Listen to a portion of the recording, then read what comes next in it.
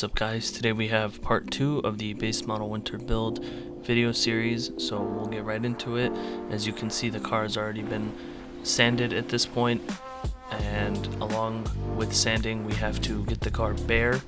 So that means taking the door handles off, taking the wing off, taking the headlights off, taillights, radio antenna, basically anything that can come off has to come off before it rolls into the booth, and then anything that cannot come off just ends up getting masked, such as windows, wheels, stuff like that.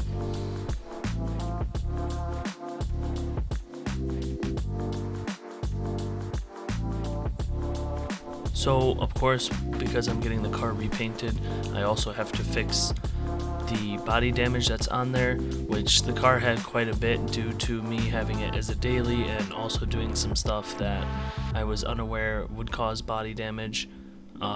So a big focus was repairing the rear quarter panels.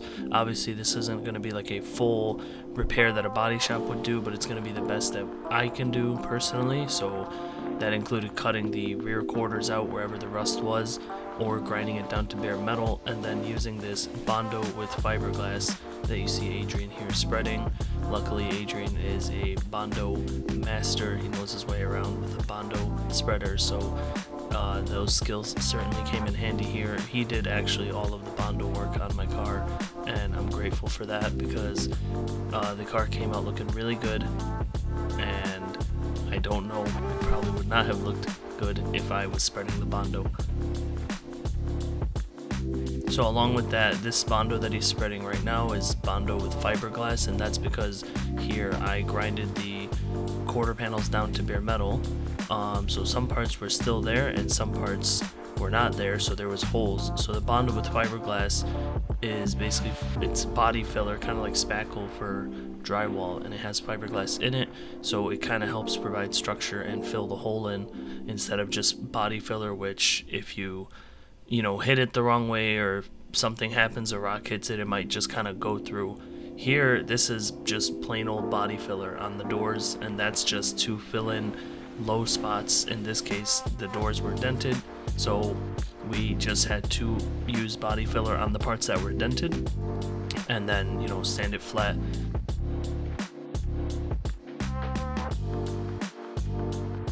So while the car is being painted, I took advantage of getting myself some race lubers from raceluber.com. So this is a company that makes hood vents. The point of these is to extract heat from your engine bay, and you can get some cheap ones off Amazon, but I don't think they really work, considering they don't really have any data to support that. These have data to support, and you can even tell just based on the design that as you're driving, you can see the way that the vents are arranged, it pulls air in to the engine bay, and then also kind of creates flow to pull air out. I don't know the exact physics behind it, but the way that these are designed versus the way that some on eBay or Amazon are designed, you can tell the difference.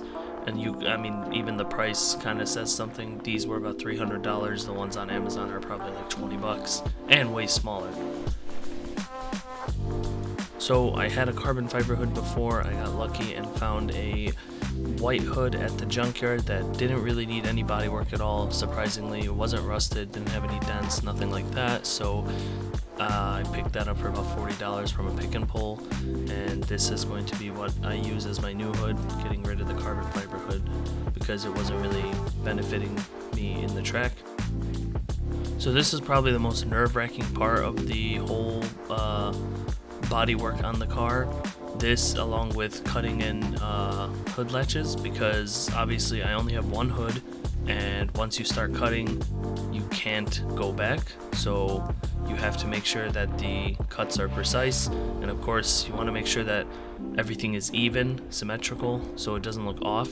So we took our time measuring and creating like a template on the hood to make sure everything was evenly spaced, and luckily it came out great. But like I said, it was really nerve-wracking, and I even overcut in some places, but luckily the hood vents were big enough to cover those holes up. So in order to get the hood vents centered, you obviously have to use a reference point on the hood. So some people have to create their own reference points by measuring the exact center of the hood and working based on that. In our case, in most hoods cases actually, the wiper nozzles from the factory, so we know that the wiper nozzles are centered, and because they're made by a robot, you know that they're accurate.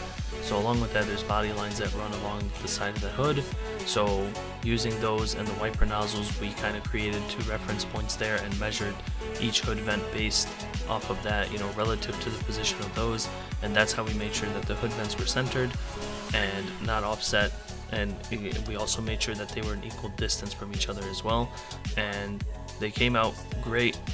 Very happy with them, but I won't show them until the car is completed.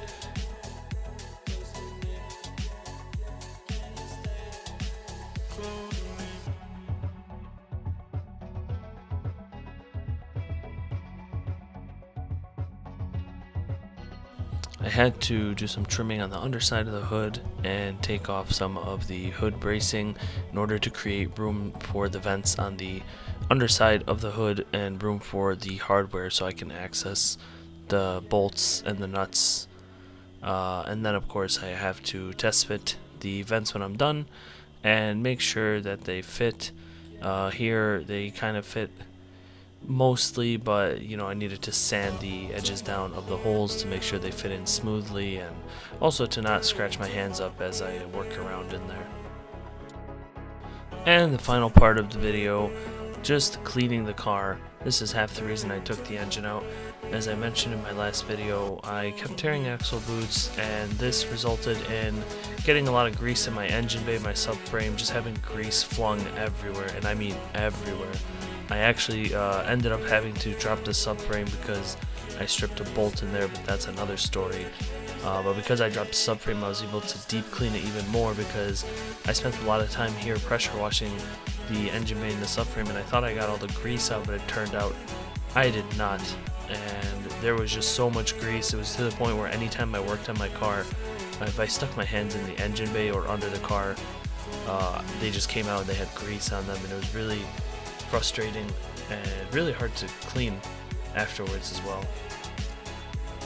So that's it for this video. Thank you guys so much for watching, and stay tuned for part 3 of the winter build video, where the car will be put back together, gone off to paint, and be fully assembled with the new color and hopefully the new wheels if I get to powder coat them in time. See you in the next one.